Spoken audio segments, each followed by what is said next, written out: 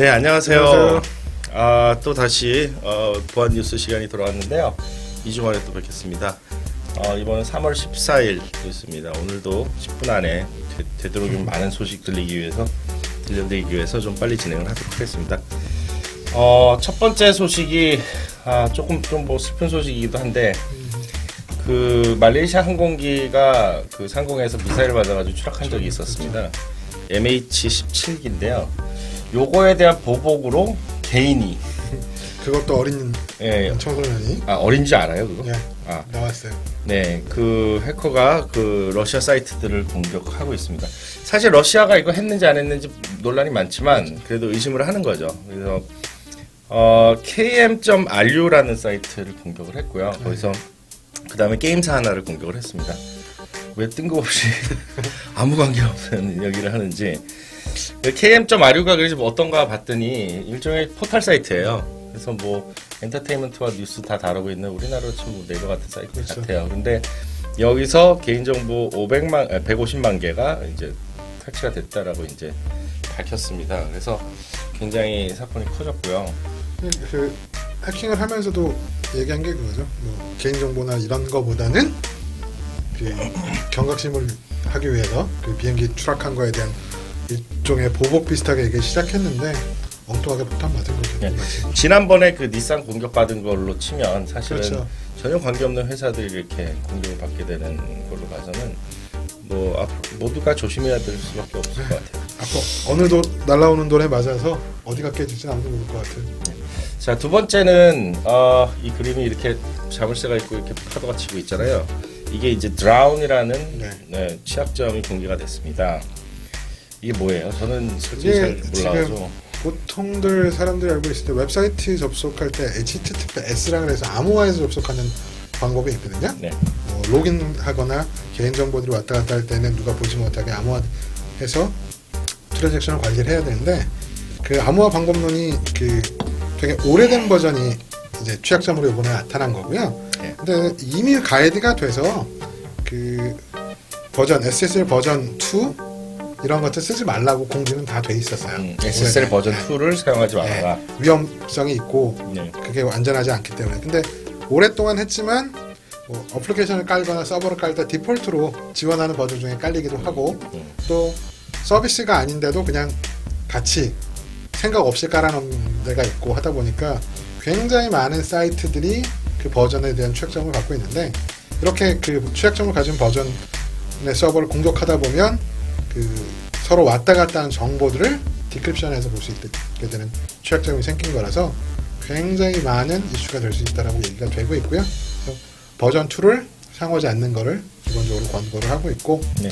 여기 첨부된 사이트에 보면 사실 이게 위험성이 있다라고 판단된 사이트 목록이 있어요. 근데 물론 이제 시간이 지났으니까 어느 정도 패치도 하고 올라온 것도 패치했는 데도 있을 것 같은데 한국 사이트 굉장히 많이 있더라고요. 그래서 남 얘기는 아니더라고요. 찾아보시면 저희가 확인해 볼 수가 있습니다. 저희 도메인 쓰면 그 취약점이 남아있는지 직접적으로 자기가 안 써도 뭐 다른 서비스, 웹 서비스 아닌 거에도 그 버전의 그 소프트웨어를 같이 쓰게 되면 위협이 될 수 있어서 한번 확인해 보시면 좋을 것 같습니다. 네. 다음 소식은 펜타곤이에요. 펜타곤이 아마 뭐 취약점을 버그를 찾기 위해서 일종의 공모전이죠. 우리 사이트를 해킹해달라고 새로운 버전이 나오거나 소프트웨어들도 뭐 보안하는 업체에서도 가끔 그런 걸 해요. 이벤트를 걸고 우리 버전의 취약점 찾아라. 뭐 마이크로소프트나 구글도 그런 거 가끔씩 하고 있고요. 보면 생각지 못하게 굉장히 많은 버그들을 찾는 경우가 있죠. 근데 이번에는 펜타곤이 갖다 놓고 공식적으로 얘기를 했고요. 상금도 걸었는데 아직 정확한 상금 뭐 이런 것까지 나오진 않았지만 펜타곤에 대한 그 해킹을 시도해서 취약점을 발견하면 그에 대한 보상이 갈 거고 펜타곤은 또 그걸 가지고 자체적인 방어를 좀 더 하게 되는 그런 선순환적인 구조로 이제 갈 수 있는 원업의 방법이라고 볼 수 있죠. 네. 참고로 펜타곤은 국방성입니다, 미국에. 막 들어가가지고 해킹하면 안 되고요. 조심하시고 들어가서 여기서 아마 페이지가 있나봐요. 거기서 등록을 하고 하겠다라는 거. 그 다음에 그 신원 조회까지 끝나야지만 참여를 할 수 있고요. 미국 국민만 됩니다. 예. 한국은 안 됩니다. 예, 엄하게 여기 들어가죠. 아 이제 해킹해도 되는구나 그러고 하면 안 돼요. 네. 다음 소식이 조금 이렇게 충격적인 소식일 수도 맥 있는데 유저들한테는 청천벽력과 같은 소식이기도 하겠죠. 네, 우리는 안전하다라고 지금까지 했는데 맥용 랜섬웨어가 등장을 했습니다. KE 레인저라는 네. 랜섬웨어가 발견이 됐고요. 단지 이제 피해 보고는 아직 없습니다.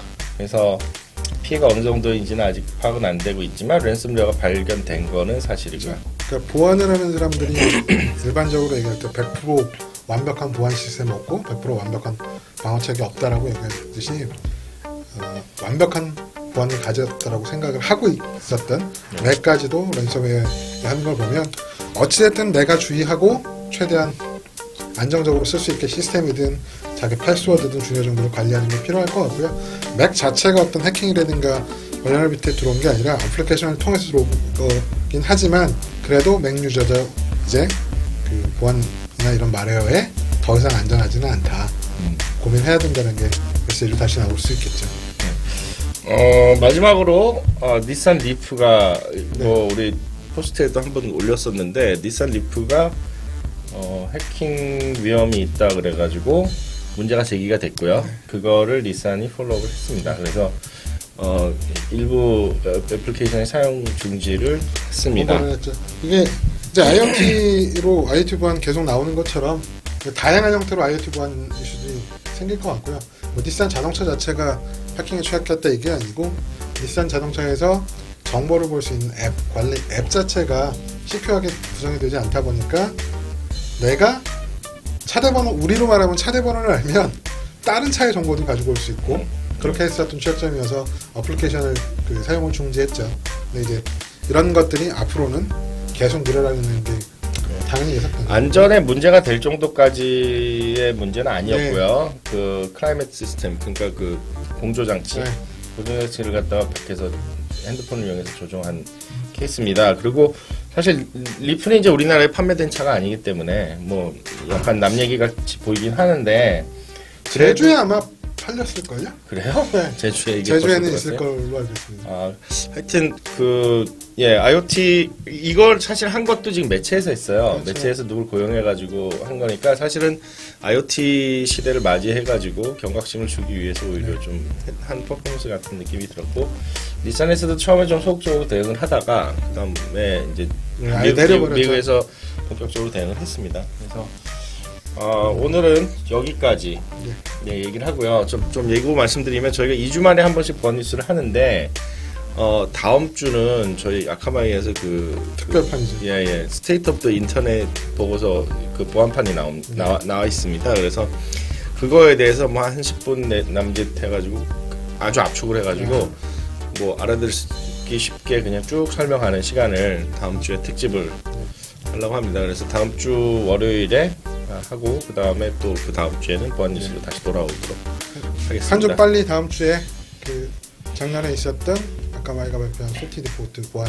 리포트로 다시 찾아뵙도록 하겠습니다. 네, 이로써 저희는 더 바빠졌습니다.